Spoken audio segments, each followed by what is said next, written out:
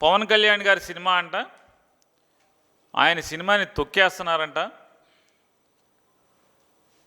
ఏంటి సినిమాని తొక్కటం ఏంటి నాకు అర్థం కాదు. ఎన్టీ రామారావు గారిని, లక్ష్మీపార్వతి గారిని, రామారావు గారి కుటుంబ కన్న కొడుకు అయినటువంటి హరికృష్ణ గారిని వీళ్ళని తొక్కేయటం. ఆ తొక్కేయటం అంటే అది తొక్కేయటం. సినిమాని తొక్కటం ఏముంటుంది? సినిమా తీసుకున్నారు, రిలీజ్ చేసుకున్నారు. అంటే చట్టం మాకు పనికిరాదు, అసలు చట్టం మా దరి చేరటానికి కుదరదు, మేము చట్టానికి అతీతులం అని చెప్పనేది మీరు ప్రవర్తించమని చెప్తున్నారా అందరినీ? ఏంటి నాకు అర్థం కాదు. అంటే ప్రభుత్వం నిర్దేశించినటువంటి ఒక రేటు ఉంటే ఆ రేటుకి కాకుండా మా ఇష్టం వచ్చిన రేటుకు అమ్ముకుంటాము అని ఎవరన్నా ప్రవర్తిస్తుంటే చట్టం ఏం చేస్తుంది? కంట్రోల్ చేయడానికి ప్రయత్నం చేస్తుంది. ఇది చంద్రబాబు నాయుడు గారి ప్రభుత్వం కాదు కదా.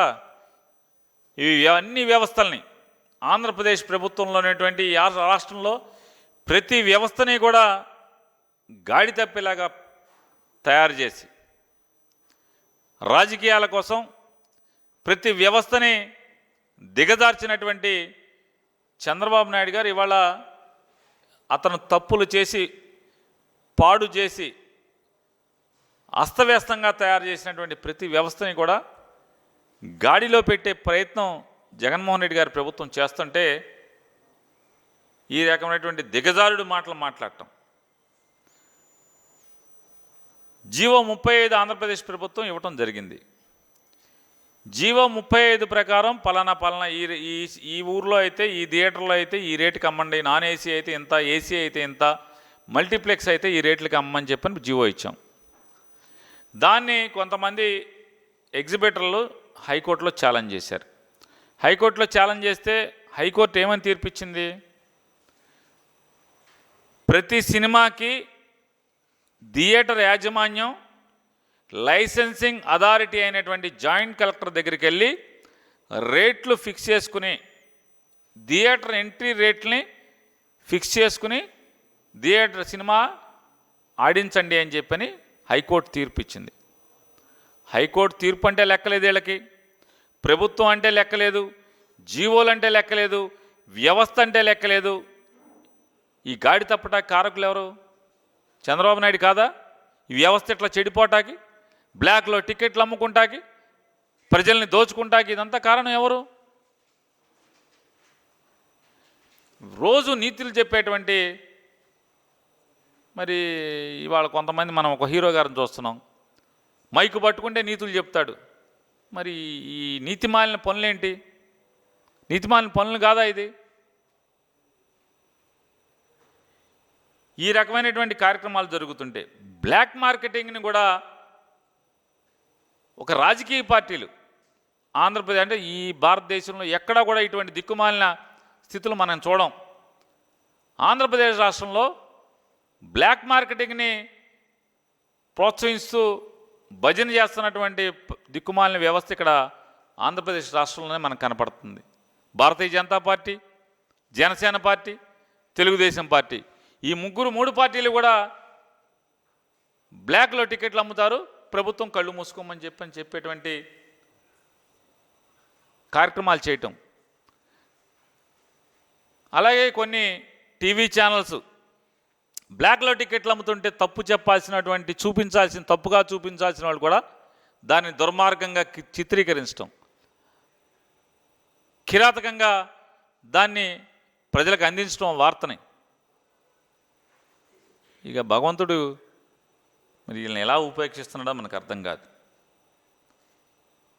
ఎవరైనా ఏదైనా రాజకీయ వ్యవస్థ కానీ, ఏదైనా టీవీలు కానీ, పేపర్లు కానీ బ్లాక్లో టికెట్లు అమ్మితే తప్పు అని చెప్పాల్సినటువంటి వాళ్ళు దాన్ని ఒక ఒప్పు కింద, అదొక రాజ్యాంగపరమైన హక్కుగా చిత్రీకరించే ప్రయత్నం చేయడం జగన్మోహన్ రెడ్డి గారికి వ్యతిరేకంగా ఎంత కిరాతకానికైనా ఒడిగట్టాకి అందరూ కూడా సిద్ధంగా ఉన్నారని మనకు అర్థమవుతుంది. ఇవాళ ప్రభుత్వం నిర్దేశించిన జీవోని నిలుపుదల చేసి తాత్కాలికంగా జాయింట్ కలెక్టర్ గారి దగ్గర రేట్లు నిర్ణయించుకుని పర్మిషన్ తెచ్చుకోండి అని కోర్టు తీర్పిస్తే మీరు ఎందుకు చేయరు? కోర్టు తీర్పుకి అనుగుణంగా అధికారులకు అప్లై చేసి రేట్లు ఫిక్స్ చేసుకోవాలి కదా. అసలు మేము ఎవరికి కాగితం పెట్టే పని లేదు, ప్రభుత్వం మా దగ్గరికి రాకూడదు, మా ఇష్టారాజ్యం. ఏంటి వ్యవస్థలు ఏంటిది? ఏం చేద్దామని? ఇంకొక ఆయన మాట్లాడతాడు, జీవో ఇవ్వకుండా జీవో ఇస్తా అన్నారు. చిరంజీవి గారు, మహేష్ బాబు గారు, ప్రభాస్ గారు, రాజమౌళి గారు వీళ్ళందరూ వస్తే జీవో ఇస్తా అన్నారు, రేట్లు మారుస్తా అన్నారు, ఇవ్వలేదని చెప్తారు. ఎంత కిరాతకంగా మాట్లాడుతున్న పరిస్థితి, అసలు ఉచ్చం నీచం లేనటువంటి పరిస్థితి. 21వ తారీఖున రేట్లు కూర్చుని ఫైనల్ చేయాల్సినటువంటి కమిటీ కూర్చుని 22వ తారీఖున సినిమాటోగ్రఫీ డిపార్ట్మెంట్ హోమ్ సెక్రటరీ గారు దానికి ఒక జీవోకి డ్రాఫ్ట్ తయారు చేసి లా డిపార్ట్మెంట్కి పంపించి దాన్ని లా స్క్రూట్నీ చేసుకుని 23వ తారీఖున ఫిబ్రవరిలో ఎప్పుడో 24వ తారీఖున జీవో రావాల్సినటువంటి పరిస్థితులు ఉన్నాయి. ఇది నేపథ్యం అయితే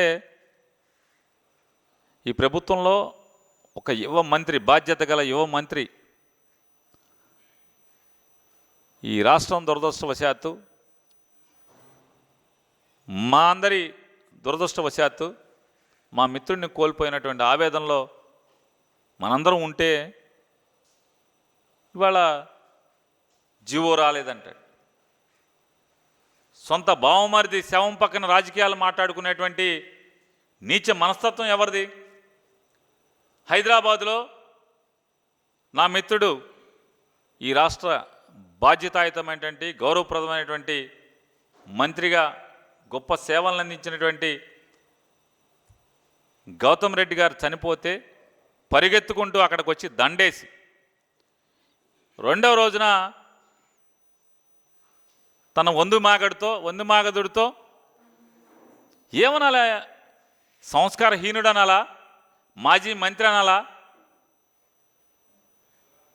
ఈ అసలు పదాలు ఎత్తుక్కోవాల్సినటువంటి పరిస్థితి. ఇటువంటి వాళ్ళని ఏమంటారు?